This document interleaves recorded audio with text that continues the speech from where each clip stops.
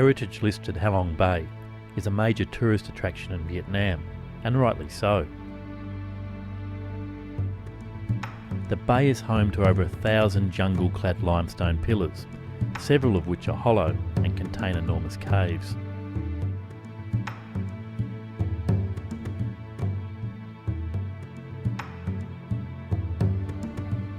Despite the frenetic tourist trade and the countless diesel-powered junks, I did manage to experience some moments of serenity, where I just sat in awe at this amazing seascape.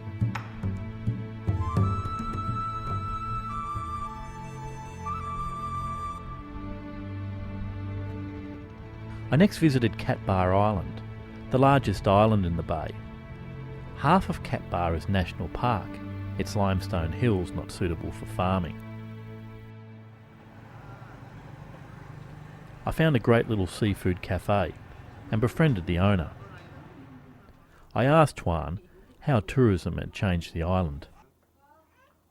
Cái cuộc sống của mọi người dân trên đảo là trước năm 1990 thì cuộc sống của mọi người cũng rất là vất vả, khổ cực, phải cũng một số đánh bắt cá và một số trồng trọt, cho nên là cuộc sống rất là vất vả. Nhưng mà từ khi có phát triển và mang về du lịch đến nay, cuộc sống của người dân trên đảo có phần cải thiện hơn. Và đối với vườn quốc gia Cát Bà thì thực sự là rất đẹp và rất là hoang sơ, nhưng mà đến nay đấy, từ khi có du lịch đến nay thì tức là một số con đường đã được mở thêm cái tuyến đường vào vườn quốc gia. Đương nhiên là tức là đối với mỗi con người ta lại có một cái ý tưởng và ý nghĩ khác nhau. Nếu như mà theo cái ý nghĩ của tôi thì cái gì nó thuộc về hoang sơ dân dã thì cứ để cho nó thuộc về hoang sơ dân dã, không lên tức là mình phá bỏ nó đi. Thế nhưng mà đó là theo cái ý nghĩ cao của cá nhân tôi thôi, còn tất cả mọi cái ý nghĩ của lãnh đạo hoặc của mọi người thì cái việc làm đó thì tôi cũng không thể biết được. Nhưng mà theo ý của tôi là tức là cái gì thuộc về thiên nhiên hoang dại thì cứ để cho nó thiên nhiên hoang dại. Tuan offered to take me to see a floating village, where people farmed fish in small enclosures.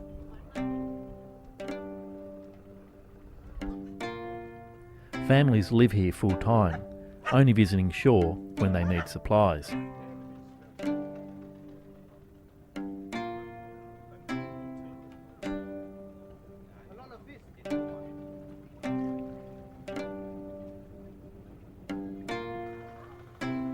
While filming, I noticed a distressed fish gasping for air. I was informed that many fish are getting ill and dying.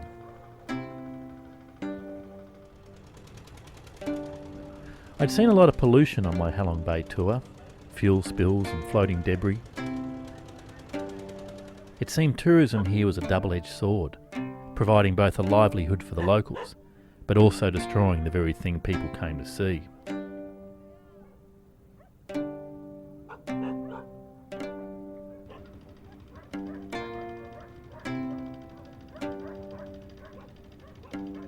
If ever I'd seen a place that was in need of eco-tourism strategies, it's Halong Bay.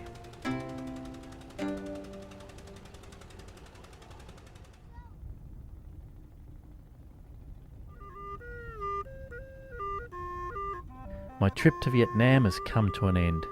What an amazing country, rich in history and cultural diversity, a young and vibrant population. I really had a ball. Adios, pilgrims. Hope to see you on the road.